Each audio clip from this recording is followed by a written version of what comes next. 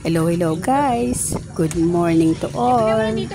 Ayan guys, may nakita kami nagtitinda ng pandesal sa kalsada, kaya napabili kami at nag food trip.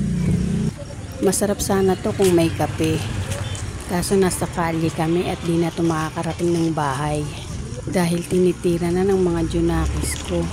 Naisipan kasi namin ng kapatid ko na bumili ng gulay sa bukid. Kaso malayo-layo ito sa bahay namin. Kaya naisipan naming mag-jogging na lang sa umaga para hindi mainit at makapag-exercise na rin. Tapos yung nagsisama yung mga junakis namin.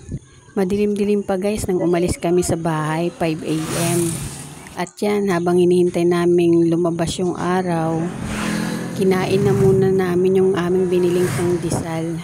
Inintay din kasi namin makapaglatag ng mga paninda yung mga nagtitinda ng gulay. Ayan na nga, lumiwanag na kaya nagsimula na rin kaming mag-ikot-ikot. Bumili kami ng mga sariwang gulay. Ang dami guys, oh. Mga bagong pitas talaga yan.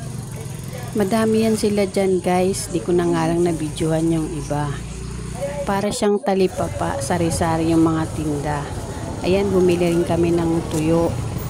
Konti lang, pangpares sa gulay na binili namin. At nakita ko rin pala yan guys, pako.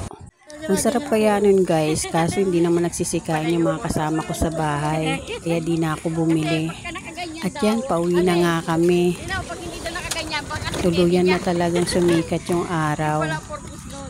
Lakad lang kami para exercise, para masikatan na rin ang araw yung mga balat namin.